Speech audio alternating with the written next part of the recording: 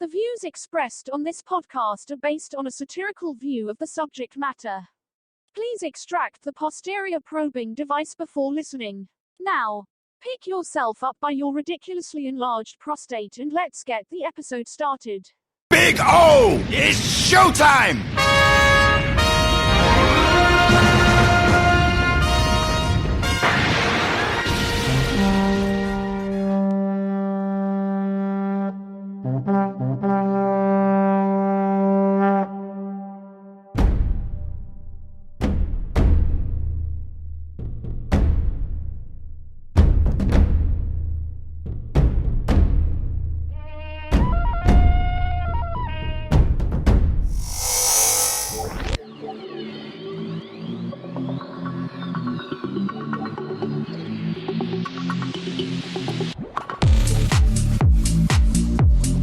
This is an Tempest universe, man.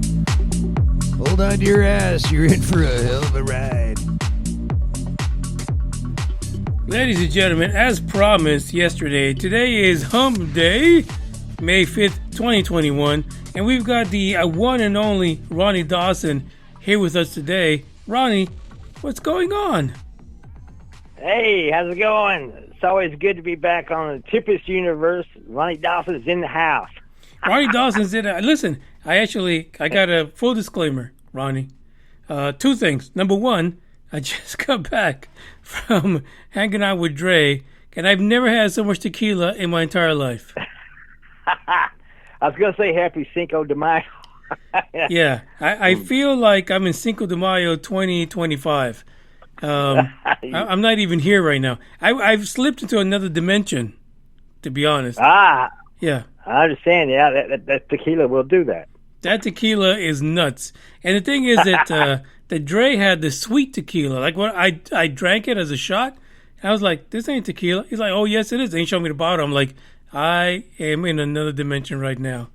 I'm telling you, it's crazy. The second thing is that I'm happy you're here today. The reason being is because during the UFO Buster Radio, there is one person that Big O was always excited to hear from, and that was you. Oh, yeah, I love Big O, man.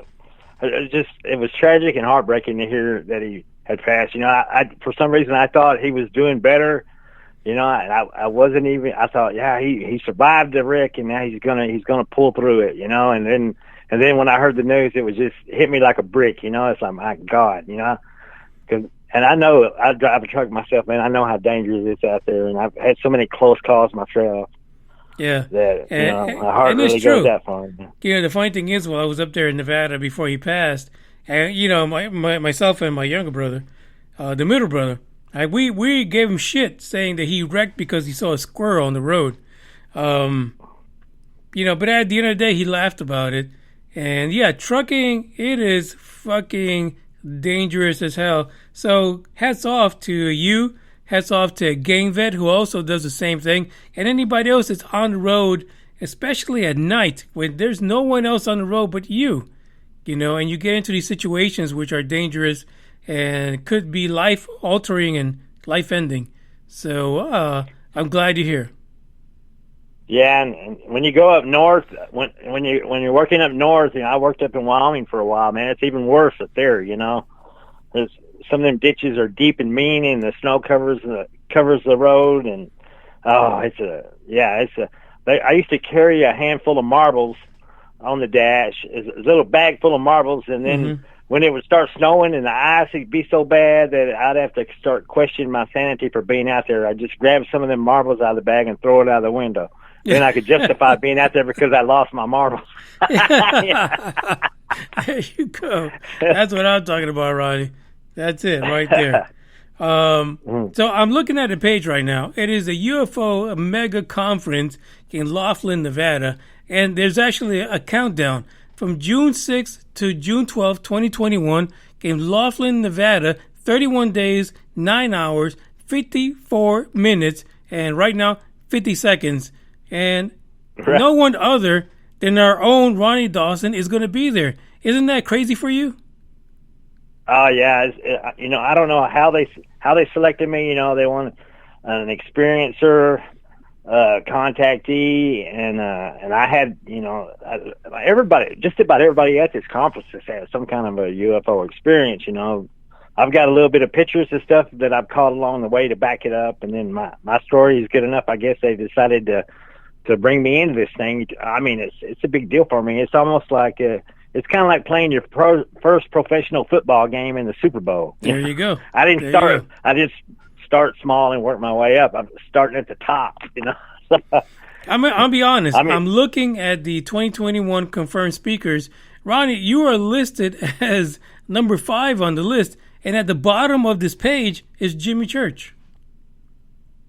Yeah, and I'm speaking on Friday, which is like one of the main events, because you have people coming in for the weekend, that ain't gonna stay for the whole conference. So they even put me on Friday on the 10:30 a.m. So man, that's like that's prime time.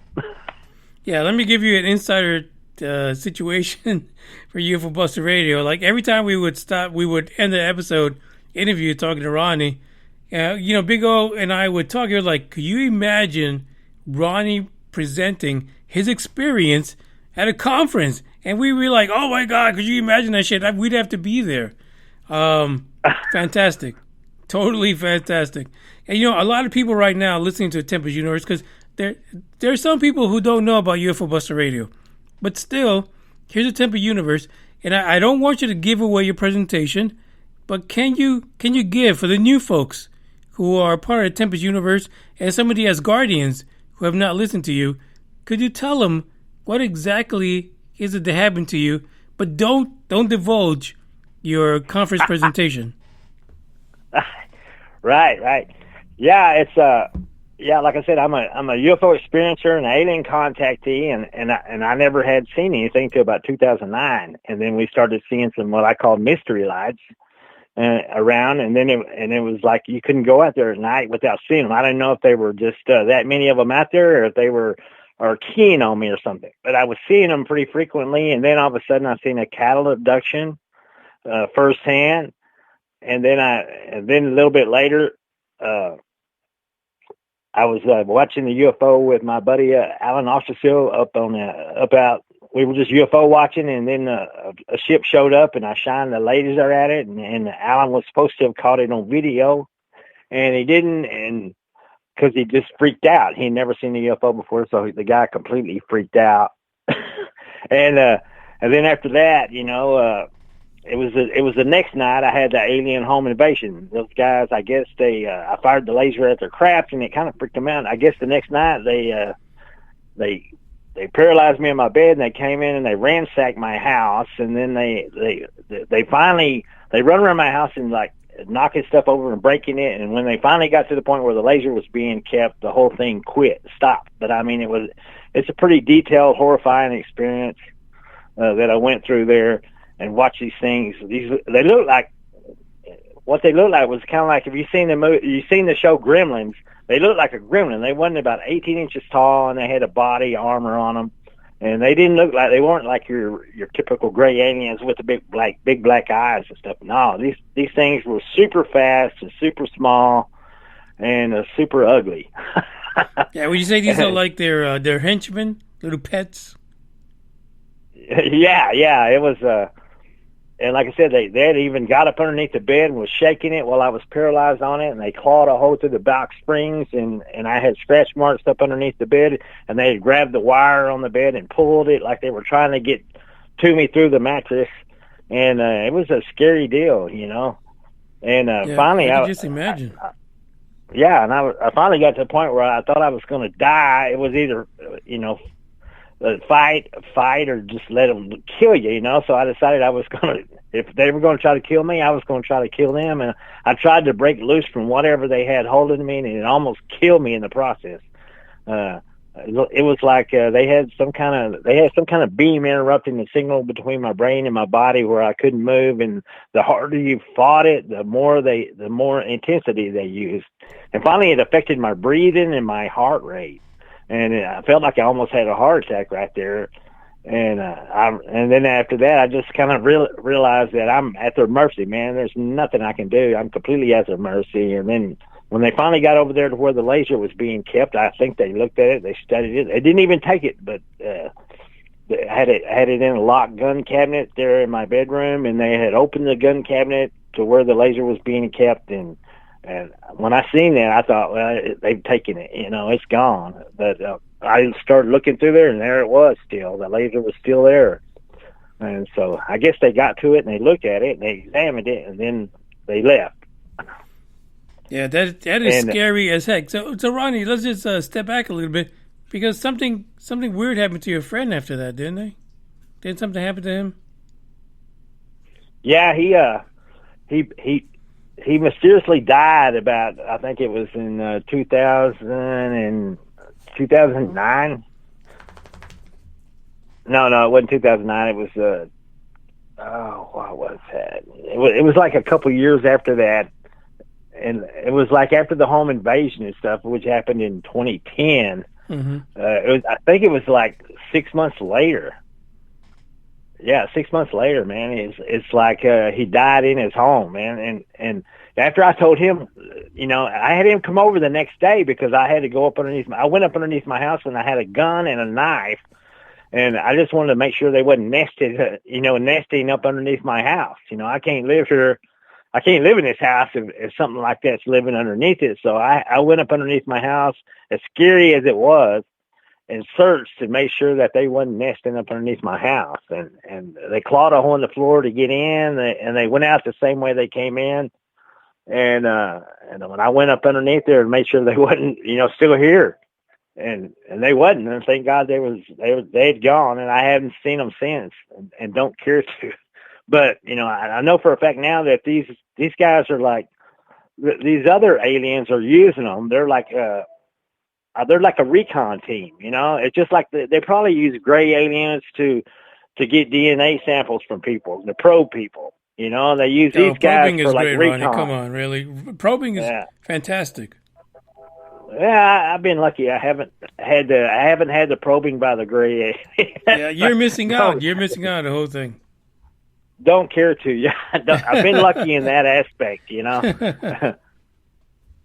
But listen, anyway, let's talk about this, because when people listen to your story, there's some people that just pick it apart. Do you have any doubt in your mind that you were an actual experiencer? No, there's no doubt in my mind. I mean, I seen the UFOs. I caught it on camera and on video, before all this happened, before they invaded my home, and then 2011, I caught a whole lot more, a whole lot more. And yeah, that's and that's the thing. Like, a lot of people don't take experiencers, especially if they're not part of a certain career path, as being factual, and that's kind of sad, right? Because you could be an experiencer at any age or any time frame, under any career, but people just like to bash people, huh? Well, you have some people that, if you're not an airline pilot or a military personnel, a trained observer, they're trained observers. Now, I'm pretty sure the military don't train people to observe UFOs, but anybody can just, take special notes of what you've seen, or, and recall what you've seen with clarity and what direction, and whether the sun was shining or it was cutting. You don't have to be a rocket scientist to observe a UFO. But anyway, and some people just don't want to believe. If you ain't a cop or a military personnel or airline pilot, they don't want to believe you. But I'm a hazmat driver. I mean, I take my physicals right using the same DOT doctor that the airlines pilots do. I'm in there getting my physical at the same time they are getting theirs, and I go through the background check, and I go through the psychological profile, and you have to go through all that to be a hazmat truck driver. And I have to go through this stuff all the time, getting drug tested all the time. And so I go through the same rigorous stuff they do. And I also, my job is at Jeopardy. Our company has like it's a health, I guess it's a health monitoring outfit. There's another company that monitors the employees' health and they make the decisions on whether you can drive and whether you can't drive, and you have to be clear through them. They monitor any kind of medication you're taking, and if they see the medications get charged to your insurance, they can call your doctor up and request on exactly why he prescribed that, and they can make you change prescriptions. They can do all sorts of stuff, and they can pull you out of the truck if they think you're having psychological issues, or there's a police report or anything like that would show that you have some psychological issues. They can pull you out of the truck and make you do like a 6-month psychological evaluation. And we have insurance that pays short-term disability and stuff, like when these kind of things happen. But trust me, it's probably not even half what we make when we work. So you take a big hit on your payroll when you get pulled out of your truck. Yeah, I can totally understand that. Actually, Gangvid is in the live chat right now, and he also drives semis, and he says it's all true. But here's a question for you. Yeah. Did you, at any time during these incidents, these experiences, did you feel like you were not in your right mind? No, but, I'm kind of my own worst skeptic. I keep trying to, I experience something, I say, okay, what could that have been other than what it seemed like, And I'm going, I know what I've seen. I said, I wasn't drunk. I wasn't high. I was at work, and I try to, and it's almost like it's hard to go through something like that. And then you have to go to work the next day, but it's like I said, I have to pay my electric bill. They shut off my electricity regardless. If ETs chase me around with the UFO the night before, I still have to show up to work the next day so I can pay the electric bill and keep my electricity on for my family, So the experiencer, that's, it's tough because you have to go through. People don't believe you, so you've gotten. It's almost like, my wife even has a hard time believing. She's like a hard-headed person. I mean, she has to see something to believe it, I can tell her all day long, and she says, it could be possible, but, and then when she's seen some of the UFO lights, it kind of opened her up a little bit, like she's going, oh, okay, all right.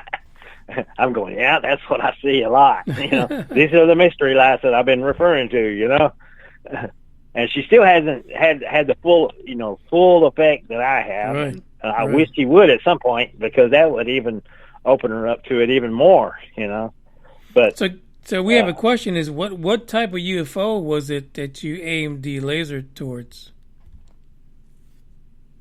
Excuse me, I couldn't hear you. I said, what type of UFO was it that you aimed the laser towards?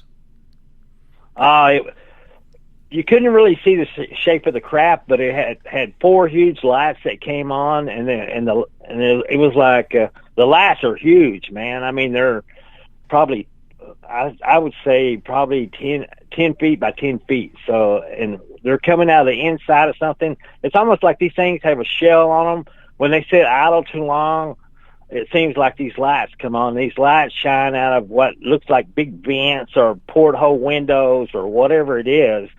And when they idle too long, these lights come on, and these lights will just come on. And I've seen them sequence, and I've seen them just come on and sit there and when they get ready, right before they take off, the lights go out, and usually you don't hear anything. Well, I think one time I did hear like a buzz. It sounded like a fly or something flew in my ear, a really high pitched, annoying hum, on one of the craft when it took off.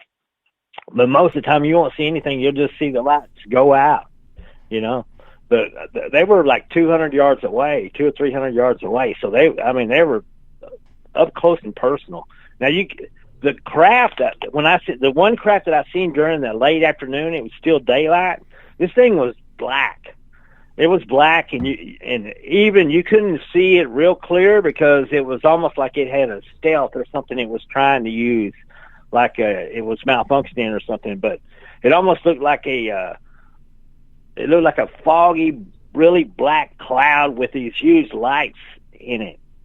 And then whenever the lights go out, this thing you don't see it. I didn't see it shoot off. I just seen it. It just went from black to it was like it bent the light around itself or something. It just kind of dissolved into the cloud. I mean, you could see right through it. It just looked like looking at a mirror, you know. You could see right through it. And I was like, well, I had a feeling it was still there, but they got their cloaking device or whatever working, you know. And it was like it didn't shoot off, you know. The lights went out, and then the thing just faded out. Right, so you think it's broad daylight? So do you think is this a what they call interdimensional travel? Because the rest of your experience has to deal with a lot of interdimensional interactions. Yeah, I think all these guys, they're like an intergalactic community, and they're working together, and I think some of them are probably a little more viral and bacterial resistant than others, and they can materialize fully into our world, and other ones, they're not going to fully materialize in our world. They're going to come in through like, I don't know. They can control the amount of mass that they have, and they reduce their mass to a point where they're almost like a conscious spiritual entity. They move around the room right beside you. You'd never know it. I mean, they could be standing right beside you right now, and you wouldn't be able to see them at all. But they can see and hear you perfectly well. And they pull me into that place, and so I see my wife walk through the bedroom twice. You know, I seen her plain as daylight. I could hear everything she did, but she could not see me and the two aliens standing there, probably not 10 feet from her, watching her. Do you think that that maybe if you were to engage in a protocol like CE5 where you meditate, that you may be able to contact them? I don't think so. I don't think they're gonna. These guys you have to. I mean, you know, I hear a lot of that, and I ain't saying that it ain't true, but I'm just saying it's been my experience. It's not like that. I wasn't in a C5 when they pulled my consciousness out of my sleeping body for a conversation, and it had nothing to do with meditation, and it had nothing to do with spiritual enlightenment. Sorry, you know, that's going to hurt some people's feelings, but that had nothing to do with it. They simply grabbed me and pulled me right out of my sleeping body for a conversation. It had nothing to do with the spiritual enlightenment, being spiritually enlightened at all. And apparently, and they did it a second time too, but this time they transported my consciousness to an alien planet, you know. So, and that had nothing to do with the CE5 or spiritual enlightenment meditation. You know, this was all. They did this while I was asleep. I went to sleep for the night, and you know, some people say, well, how do you know that you didn't just dream it all? Well, there's certain things about the experience where I walked through one of my pictures, and the glass hit my face, and I walked through the wall as they instructed me, and I remember a stud inside the wall passed through my right shoulder, and I went back and checked it. I checked it with a stud finder, and right there where my right shoulder went through the wall is a stud.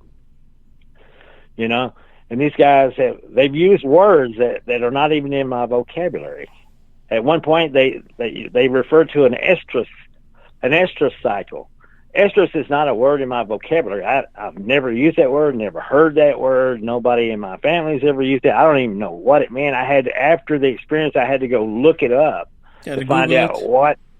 Yeah, and Google it and find out what estrus was. The estrus is like the heat cycle of a cat. We call a cat, you know, going in heat. It's a reproductive cycle of a cat when they go into heat, and they can get impregnated, you know. Yeah, I call that two noisy ass cats that need to cool down. Well, my family used to always say that, you know, that dang cat's in heat, you know. Yeah, exactly. So that's all I ever heard it called, you know. I never heard the word estrus. Estrus, you know, so how would you dream a word that's not even in your vocabulary, you know? So there's just certain things. And like I said, when I see my wife, when I was there talking to the ET and my wife walked through the bedroom, she was fully dressed. And when I woke up that morning, guess what my wife was wearing? The same thing I seen her walk through the bedroom in, you know, same clothes. Right. And the light coming around the windows was the same. The light coming in from the kitchen was the same. When I woke up from from my bed in sleep after my consciousness went back into my body. The room looked identical as it did a few seconds earlier. And I had a feeling the aliens were still standing there beside my bed looking at me to make sure that I made it back all right. I even waved at them. I'm like, oh, I'm here, you know? Yeah. And then when I see my wife, she's wearing the same clothes I seen her wear just a few seconds earlier, you know, a little bit earlier when she walked through the bedroom when I was talking to the aliens. Same clothes, you know? So there's lots of things that, but, you know, people want proof. We need proof, you know. Well, I've managed to catch some pictures and video of some of the UFO sightings, and in one of the pictures is the alien. One of the aliens that was standing beside my bed during this conversation was in the ship. And I drew a sketch because Yvonne Smith, the famous regression therapist out there in California, told me that I should sketch the things that I couldn't get a picture of. And so I sketched what the aliens looked like. And then after I sketched what the aliens looked like, I thought, well, you know what?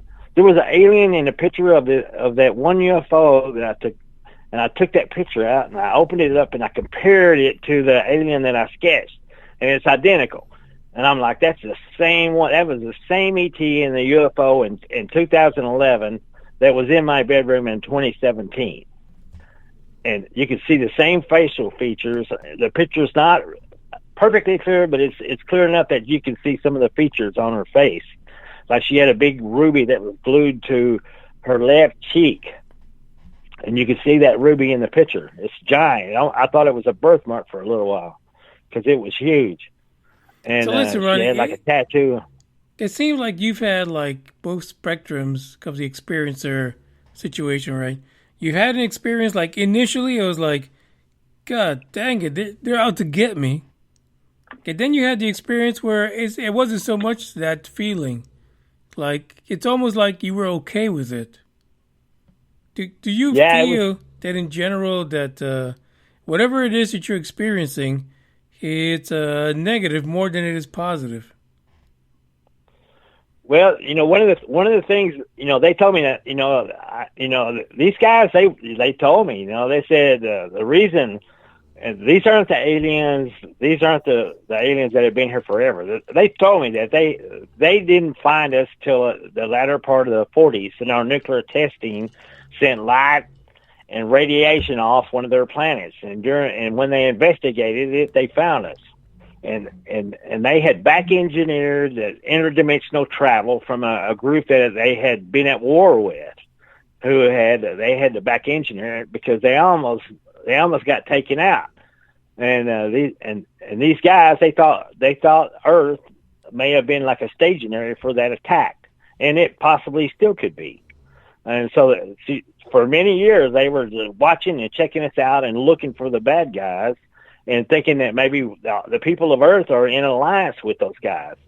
But after several decades of looking and realizing who and what we are, they realize we're safe. You know, we're not the bad guys that they thought we might be. Well, that's just the guys that you experienced. But it seems like it almost to me, listening to your story over the years, that your initial experience was someone totally different. Oh yeah, there was at times there I seemed like I was at war with these guys, you know, right, and I'd have killed them. The ones that were in my house that was ransacking my house and scaring the hell out of me, I'd have killed them if I could have got to them, you know. But you have to realize that and it's just like the Greys, you know, like that. These higher beings, I think, these are subservients that are doing work for these guys, and they can't really control their behavior, I don't think. I mean, it's like when they need genetic material, they may get the Greys to come get the genetic material, and they don't monitor the Greys on how they get the genetic material. They're going out and probing people and doing all sorts of nasty things to people. And these higher beings, they don't necessarily approve of it. And I don't think they just need the materials that these guys gather. And that's the same way these little recon guys were in my house. They had a job to do. They came and did it, and they're not, you know, they're not pleasant to deal with, but they're really good at what they do. And you know, it's just like if you hire a contractor to work on your house. You know, you're not completely responsible for the contractor's behavior. Some of those guys, they may sneak off the job and smoke some weed outside your house on your property. Yeah, it's just the guy who sent the contractors over. He may not have complete control over the contractors, and that's kind of the way I feel like some of the ET are.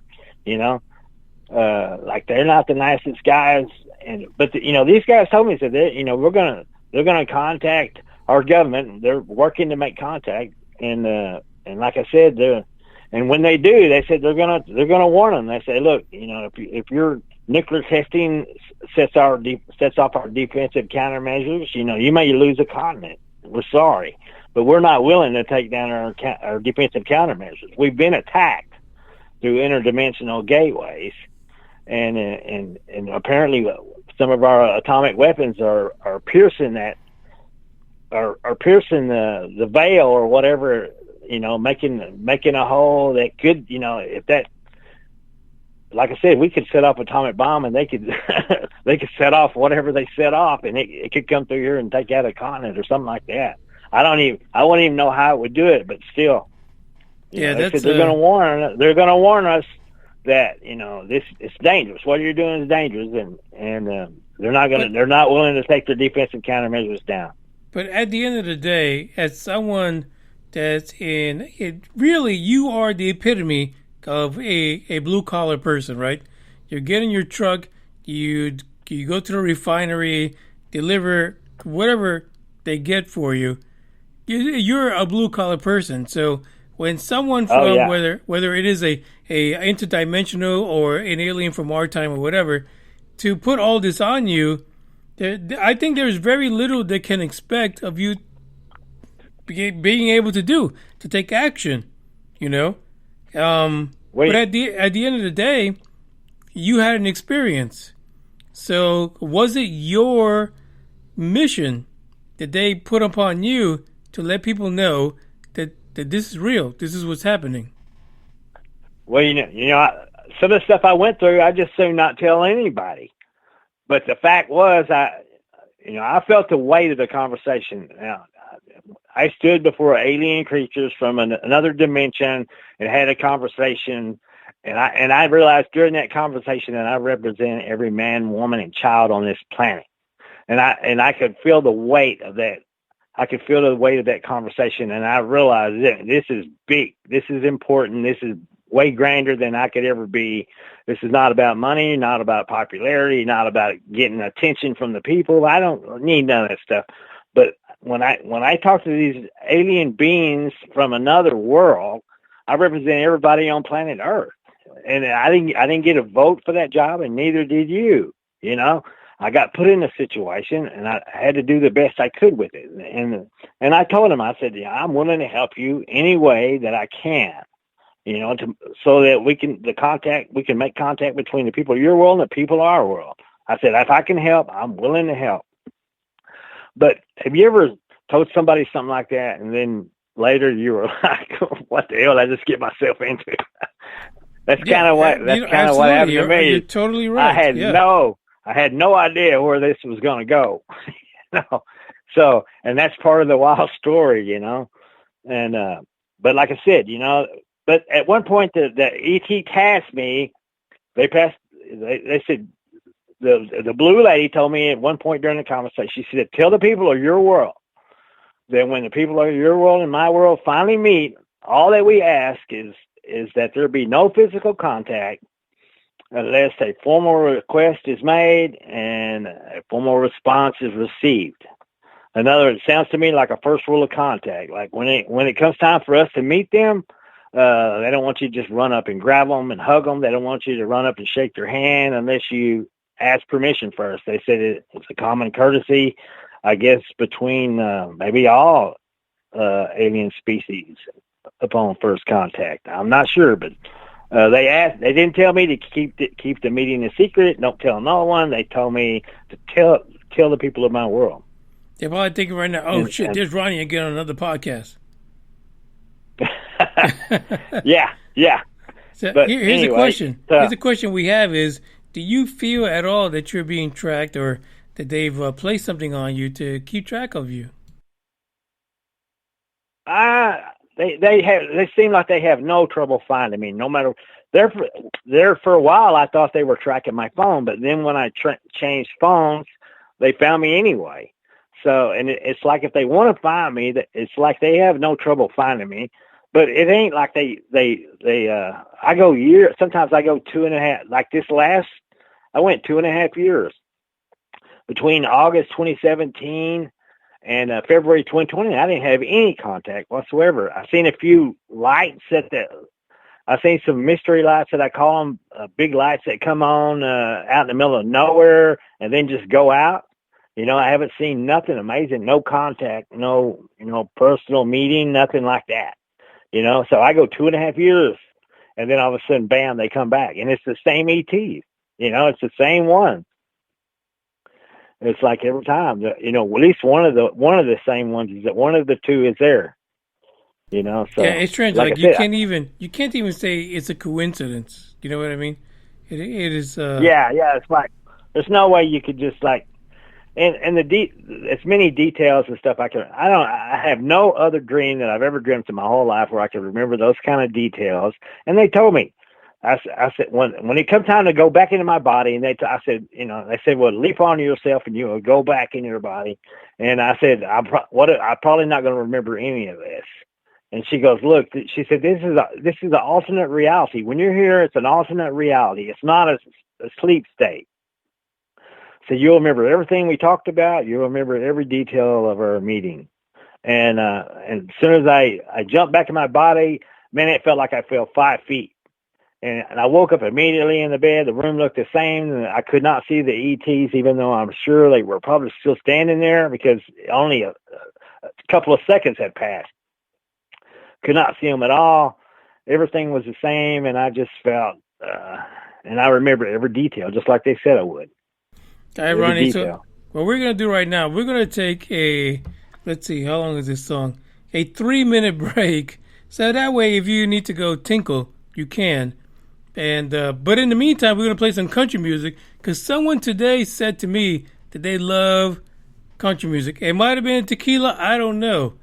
But I'm gonna play some country music. But when we get back, Ronnie, for 3 minutes, I want you to think about whether you're on the shitter or not.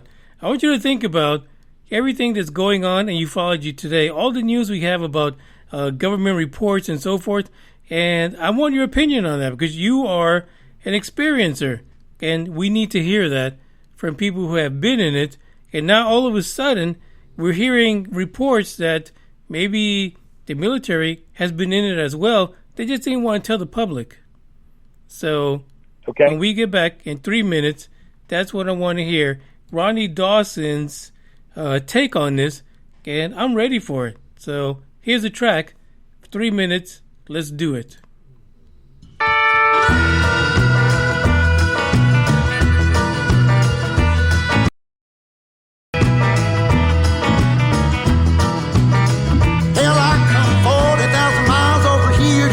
What damn a pretty little lips gonna do to me, baby?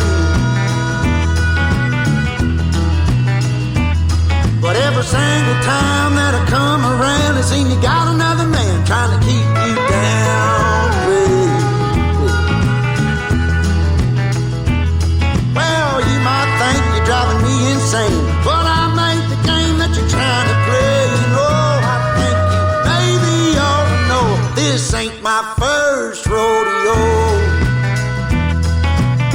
I've been around long enough to know some things you can't take back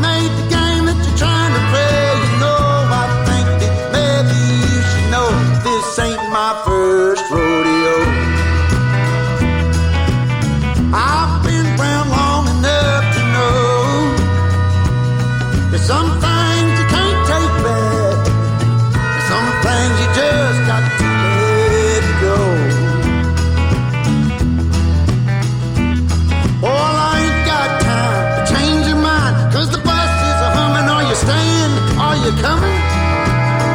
Come on, baby.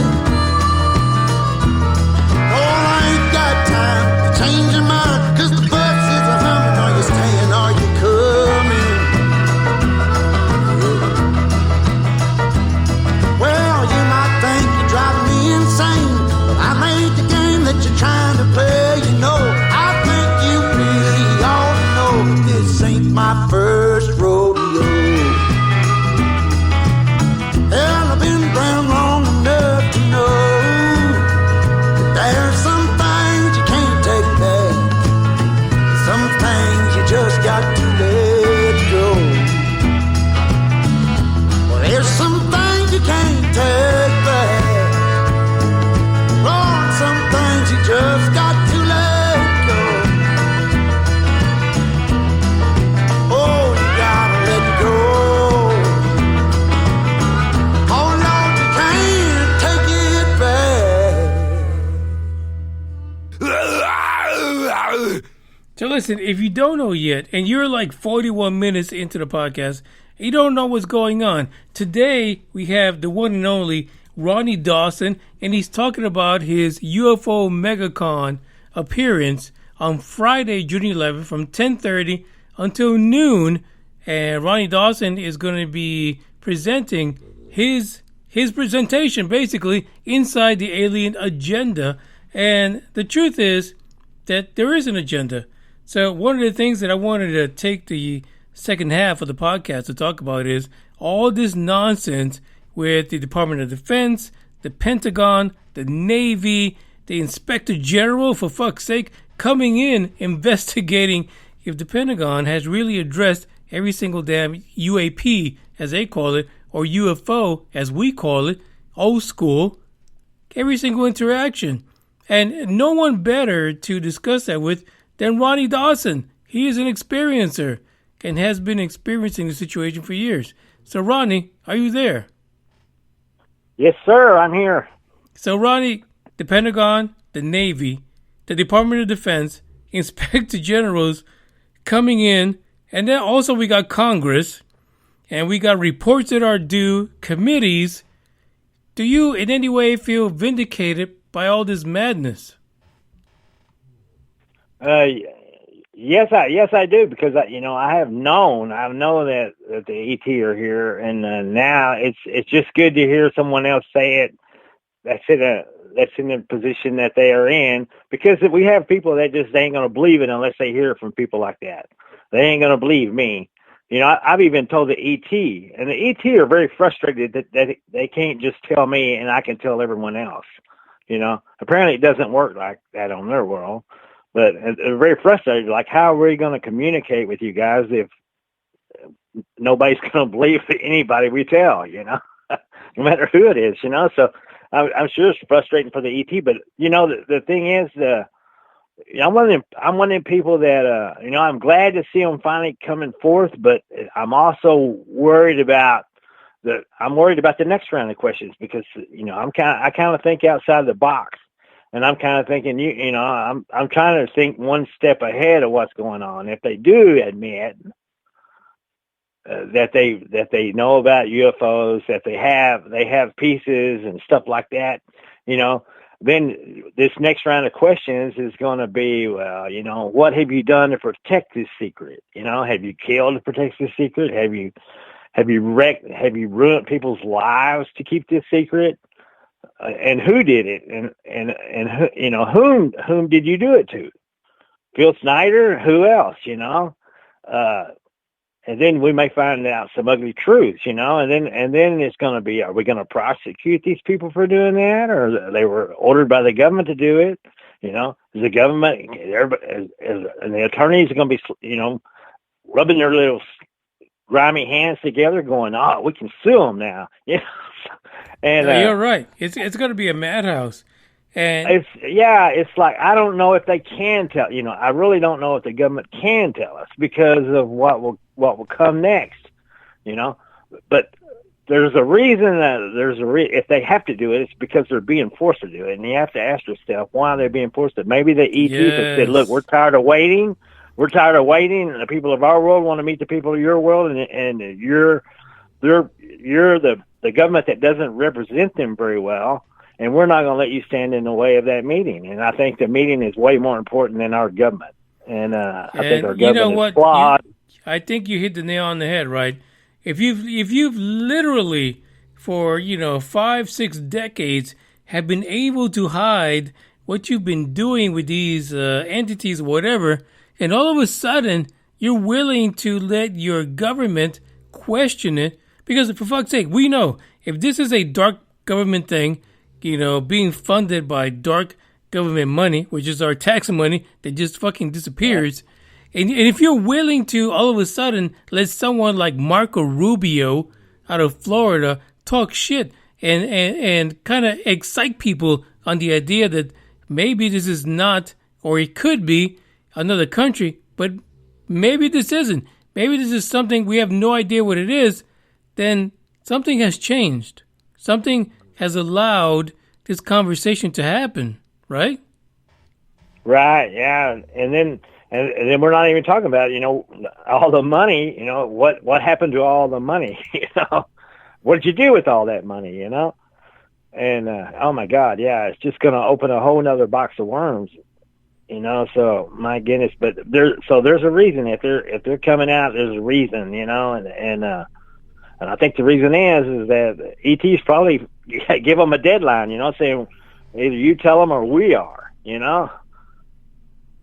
Honestly, I can see that. It looks like the DOD's already positioning himself, maybe to file charges against some people. I don't know. Yeah, it's been too many years for them to hide this situation. They've told us so many times we don't believe in it. It's a done deal. We're not even investigating it. And then all of a sudden, yes, we are. We spend a shitload of money on it. But we still don't know what it is. It is a pretty sad state of affairs. Like if you took your child and drop your child off at daycare, and those fuckers that tell you, we have no idea who's a child predator, we're not really going to protect them because we have nothing. We can't do anything about it because the child predators are too fucking fast. Would you leave your child there? No. This is the problem we're having. The government is telling us. They got UAPs, they got unidentified aircraft flying all over the fucking sovereign airspace like nothing. We got billions and billions of dollars of equipment that can't do shit about it, but we're supposed to be okay. That makes no sense. Yeah, and it may be that you have to think about these UFOs. They can fly all around the stars and the planets, and what are the chances they're going to come to Earth and crash? Maybe we were shooting these things down just so we can get our hands on the technology and try to back engineer these things, So what if we're actually shooting these craft down, not knowing who they are, just so that we can try to get a little bit of technology out of their craft? So that doesn't paint a very pretty picture of us as a species, So my God, what could that mean? Yeah, they could drag us into a interstellar war when we're not even interstellar. Yeah, exactly. God, yeah. My biggest thing with everything that's happening in the last 5-6 years is that Stephen Greer the whole time has told us to beware of the industrial military complex and how it's so intertwined with the UFO story. And sadly enough, as much as I give the reptilian man shit, I think he's right. I think we finally are to the point where, for fuck's sake, the guy is right. The guy is right. But social media and the fact that everyone needs to know the now and what's happening, I think that's kind of fucked up the industrial military complex, and they don't know how to handle that. So now they either got to come clean or blame China and go to war with China. That's really what I feel is going to happen. They basically are going to name another country instead of believing the experiencers. They're going to blame another country to go to war with to clear people's mind of the whole alien situation. What do you think about that? That's certainly a possibility, and then like the reptilian man was talking about, the false flag, and I was like, but I'm sitting there thinking, I had a conversation with the ET And they asked me, how should we, in your opinion, introduce ourselves to the people of your world? And I'm thinking, well, first of all, they're not going to believe anything I got to say. I can tell you that. And that was kind of disappointing to them. But I said, the people of my world, they ain't going to believe. You're going to have something solid evidence to prove to the skeptics and scholars that you're really in conversation with them. I said, you're going to have to give me a piece of alien material that does something that we're not capable of doing. And I said, and I pointed to my body sleeping in the bed, and I said, you got to give it to him. But then I started thinking, I thought, oh man, you know what? They'd probably just throw me in jail and take it and lock it away in a warehouse somewhere. And I said, well, okay, well, hold on. I said, I think the best thing you could do to prove to the world that you're here, that there is an alien presence here, is a global display of alien presence. I fly a big ship or something around the whole world, where everybody on every continent can see it, and there wouldn't be no denying it. But then Greer starts hollering false flag, and I'm thinking, crap, that's when they do come down here in a big ship and fly it around to prove to us that they are here. Then we got people like Greer saying it's a false flag. It's a false flag. That's not a real ship flying over Texas right now. And the thing is, it is going to be a real ship flying over Texas right now, and there is going to be real aliens on it. And then you're going to have all these people down here like Greer that work and people that work for the government going, oh no, it's just that's a holographic projection. It's like, my God. Well, you know what? The thing with Greer is that a lot of times I feel like when he says false flag, he puts it together as a cover up. Just like the whole the Phoenix situation, where they try to cover it up as it being flares, and then later on they try to cover it up as being military exercises in the desert area west of Phoenix that just happen to be seen by people. So I can see the false flag, right? So if we look at a lot of the things that are happening, right, a lot of the stories from the senators right now, the committee that's apparently waiting for this report from the alphabet soup agencies, they say in every freaking canned response to the media is that this could be an adversarial country or entity of unknown origin that's creating these crafts. The narrative, according to Greer, is actually there. You look at Marco Rubio and everything he's saying, it always says it's an adversarial country or, government or something like that. They're trying to push the idea that these UFOs are not necessarily from outer space, but from another country that they've kind of missed the opportunity to identify, which, for fuck's sake, as much money as they spend on spy equipment, there's no way they would have missed this if this was terrestrial. That's just my thing. I don't understand how that happened. But if they did, fucking fire all of them, because they all messed up their damn job, and that is to protect the American government. The American people. Right. Not the government, but the people. Yeah. I was sitting right down there at Coleman, Texas, and I watched them fly a half-mile craft. It was a V-shaped craft that was a mile in total length, and each leg of the V was a half mile long, and they flew it right in the U.S. airspace, and within 3 major airport radars, and then you never hear anything about it. You don't hear about it on the news. The military's not going around asking people questions on, did you see something? Because we did.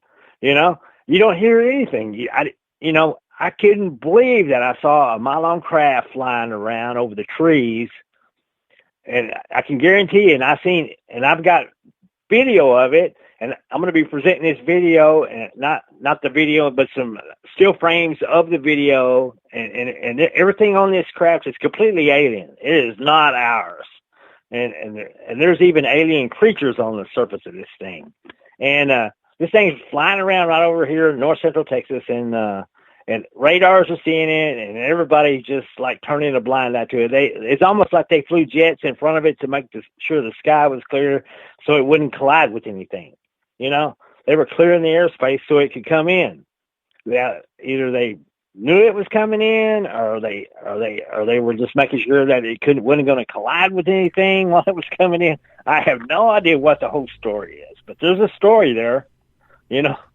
Yeah, and that's a perfect example of, you know, a situation where it could be turned into is us against them in order to basically get more power from the people, right? That's a perfect situation because they're telling us they want more money. Yeah, they want more money. They it's want all more about power. the money. Yeah, Mm-hmm. they want to spend a bunch of money to fight the evil aliens. You know. Yeah, exactly. And I ain't saying that there isn't evil aliens. In fact, these ET that I'm talking to, they are here. That's the reason they're here. They're looking for the evil aliens. The evil aliens that they had a war. They had war with these guys, and they thought Earth was a staging area, and they're here looking for them. And they told me that if they ever show up here, well, they'll come to our aid. But they said that we'd better hope they don't show up here. You know. So I don't know if the guys they were actually here. But apparently there's some evil aliens out there that we had better look out for, because they didn't. They said what they told me is they fired up on their planet through an interdimensional portal, and it wiped out 1/3 of the world. One blast, no provocation, without warning, just as a simple display of force to show them. You know, it was like interstellar imperialism. You know, they blasted this one planet to pieces, and they told everybody else, you know, you either do what we say, or you're going to get the same. But like I said, the ET told me, said they exaggerated their ability to do that, and they said they thought, well, you know, if we just play along with them, maybe they will just take some resources or whatever they need and leave us alone. But they said after a little while, they realized that, you know, it wasn't going to work. That you either can die, you can die free or live as a slave, and they chose to fight. And they told me, they said that, you know, one of the things they helped them was that they built up those defensive countermeasures. When those interdimensional portals open, they fire into them and explode a weapon inside of them. And so the defensive countermeasures helped them survive the war. They actually shot down one of the craft and killed one of the creatures. And they compared this creature. They called it similar to what we would refer to as a fallen angel in our biblical references. And they said because at first they thought they were immortal. They said they were so hard to kill. And the reason they were so hard to kill is because they have the ability to control mass. They can control the amount of mass they have. They turn it down to where, like, if you shot them, the bullet would go right through them, and without hurting them, you know. And it's the same thing that they did with me. My body had mass, but it didn't have a lot of mass. I sit right there outside my body and have a conversation with that 2ET, and my wife walked through the room and could never see it. We were like in a ghost dimension. But I could see everything and hear everything perfectly fine. I could think, I could move, I could carry on conversation. And, you know, so these guys, they back engineered that technology. I didn't have that technology. They back engineered it from the craft and the alien they killed and the craft they shot down. And they said, they said that's like that craft and the alien they killed is like an interstellar, it's like a monument, man. Everybody goes there to see the craft and the alien they kill. Yeah, Ronnie, like I think everybody goes to see that. Yeah, I think at the end of the day, you know, the variability of good versus evil translates to aliens as well, right? Whether that's what it is or not, some of them have good intentions, some of them don't, and we see that. We see that just in our history of a lot of things that people have ignored over the years.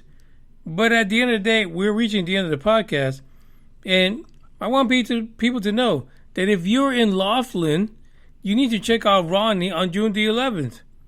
10:30 a.m. until noon. Ronnie is an experiencer. He's not talking out of his ass. It's not something he read in the book. He's not trying to reinvent a crash somewhere. Ronnie Dawson is telling you his own story. And we all know, historically, with ufology, J. Allen Hynek, the father of ufology, as a scientist, when he first started, he said, only people that are trained are able to identify UFOs. And for fuck's sake, when he was done, he realized that that's not the case. It's not. Right. So Friday, June 11th, Ronnie, what are people are going to see when they go visit you? Oh yeah, it's going to be a wild ride, and like I said, most of the people at these conferences, they've been to many conferences, but they've never heard anything like we're fixing to throw down. It's like I've got the wildest story you've ever heard. I've got some evidence that I've gathered along the way, so. And I'm going to be showing it on the screen while I do my little lecture, and so you're going to get to see a real ET. I've got pictures of aliens that you're going to see. I'm going to take you aboard a UFO mothership. I mean, and ain't that why people go to UFO conferences? That's when I go to a UFO conference. I want to see somebody who's talked to an alien. I want to see an alien. I want to see a UFO. Yeah, they want to relate. They want to relate. I want some pictures. There's so many people have these experiences, but not one picture. At least, thank God, I've managed to catch some pictures along the way. I have a picture of the ET that I talked to in my bedroom. Who could say that? Not many people could say that. At the end of the day, and I think that's a big deal. At the end of the day, Ronnie, you're an experiencer, and there are millions of people who are going ignored who say they are experiencers, and people want to kind of like shit on the story and say you need some kind of a drug, some lithium or some kind of a psychotropic drug. But maybe, just maybe, when we see the uprise of military personnel reporting, which initially J. Allen Hynek said military and police, well, now we have military who is pulling up their private little cell phones, and every time they do that, they back up folks like Ronny Dawson. That's what people have to understand. Sadly enough, right, the story of UFOs, it's not in the general public. They kind of, because of the pandemic, I guess, they're not paying attention of it. And some people just ain't gonna believe in aliens until they see them walking down the street. And that's the bottom line. Is I have a duty to tell people what I've experienced, and whether you believe it or not, that's up to you. That's balls in your court. But you have a right to know, and I have a duty to tell you. Yeah, and that's the thing, if it wasn't for folks like Ronnie to put their neck out as far as their story, regardless of what people opinionate about, that tells you. One of the things that Big O and I always talked about was the fact that Ronnie gave zero fucks. Ronnie's going to tell his story. He's not wanting you to buy a book. He's not wanting you to follow him on anywhere. Ronnie's telling his story from the get-go. Whether you like to believe it or not, this is what he perceives as what happened to him. And you have to appreciate that, because most people would not. Most people would hide somewhere and bury their story somewhere, hoping that no one would actually get a hold of it. But if I would say anyone that gives no fucks in this situation, it's Ronny Dawson.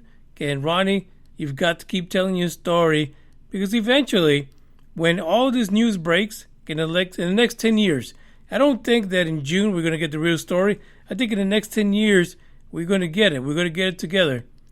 At that time, when that time comes, Ronny Dawson will be a legitimate experiencer in the eyes of those folks who need scientific exploration, who don't give any damns outside of their own experience. But Ronny Dawson would have been there the whole damn time. Right. Yeah, that's the way it is. So, Ronnie, Friday, what is that, June 11th? June 11th. at 10:30 a.m. I'm gonna go on stage, and I'll be speaking to Noon. And it's open up, and I don't know. I think it's like maybe 2,000 seats there. But like I said, they lifted all the attendance restrictions, and so there's plenty of availability now. Before it was about to sell out, or it had sold out, but now that they've opened it back up, there's lots of room now. Lots of people can get. There's plenty. You don't have to worry about it being full now. So at there'll the be end a of the place day, for you. at the end of the day, Ronnie, I'm glad that you've made it to this step, because I know that was a big thing that you were shooting for, and that is be able to express your experience to an audience. And I know back in the day, the Japanese folks came over and interviewed you, but I am absolutely glad that you're able to conduct this presentation, and I hope it goes well for you. Hopefully, some of the Tempest Universe / UFO Buster Radio fans are able to get out there and support you. And if you're in Nevada, support Ronny Dawson. Support him, because he's got a story. I've never heard Ronnie's story ever deviate to the point where I'm thinking that it's not true. And honestly, that's one of the things that Big O and I were driven by in listening to Ronnie. So hopefully you guys out there, even if you're not able to attend, you can support the fact that someone as Ronny Dawson, who is a regular blue-collar guy that works every day, sweating his ass off, trying to provide for his family, actually wants to come on here and many other podcasts, because Ronnie goes from podcast to podcast, but he wants to go out there and ensure that people know that this is true. So just like the Inspector General, the Department of Defense, the Pentagon, the Navy, we all want to know what the truth is. And I feel that eventually by this summer, we're all going to get to a point where we understand what the hell is going on. So, Ronnie, I appreciate you being here. Thank you, Manny. It's always a pleasure to be on the Tempest Universe. And I'm glad you're here. So, honestly, after the actual event, we got to have you back on to tell us what the experience is like and the people you meet. Because when I went to my last UFO conference, the incredible part was not just listening to the presenters, but all the people willing to tell the stories because they feel like they connect with you. And I think that's going to be fantastic for you to hear all the stories from all over the United States, to be honest. And it's going to be awesome. Oh yeah, because I've been wanting to show my materials to some of the top UFO researchers in the world for a long time, and I couldn't get the time of day from them. So, once they hear me speak and they see me up here in person, and I'm gonna have my stuff with me, and I'm like, all right, you want to see it? Here it is, And I'm even gonna take the original phone that I took the pictures on. And it's like, this is not tampered with because I still have the original pictures on the original phone, and it still operates. So everything that I've taken, everything I've gotten in my pictures and stuff like that, you can get too. So I'm gonna have people other than me duplicate the process and verify it. Verify it as authentic. I know it's authentic. I ain't worried about it. Exactly. Years. Yeah, absolutely right. So, Ronny Dawson, thank you for coming on the podcast. And we look forward to the recap of your experience in Laughlin. And hopefully you find a lot of supportive people that understand and can share with you what they experienced. But at the end of the day, Ronnie, does any of that make you feel like you need to give a fuck about it? It's going to be a wild ride. You don't want to miss that ride. Exactly. You should come out, Manny. Exactly. Oh shit, I'm poor. But anyway, at the end of the day, Ronny Dawson, for you, I'm going to say, and Big O, I don't give a fuck if they believe you. You are an experiencer, whether or not they believe you or not. And that's the track we're going to go out on today. I don't give a fuck, to be honest. Right? Right. Happy Cinco de Mayo. Cinco de Mayo, that's right. I've had too much tequila today. This episode is just nuts. All right, Ronnie. Thank you for showing up. Thank you guys for listening. We'll be back next week in the Tempest Universe. And Ronnie Dawson is about to check out with me, Manny. Ciao. Today is the beginning of the end and the start of a new beginning. Time has come to redefine yourself and let go of the demons in your head that have held you in captivity for so long. It's time to flip the page and prove them wrong. It's time for rebirth. Yeah, time's up to say goodbye to all the haters, doubters, and non-believers trying to bring you down. In the blink of an eye, you'll realize that there's so much more to the book than the page you were stuck on. Finally, you will feel free to live a life you love living instead of the life you think other people want you to live. Remember, you are the highest authority when it comes to knowing what you want and what you love. So stop trading yourself for the approval from others. Ladies and gentlemen, weirdos and geeks, please repeat after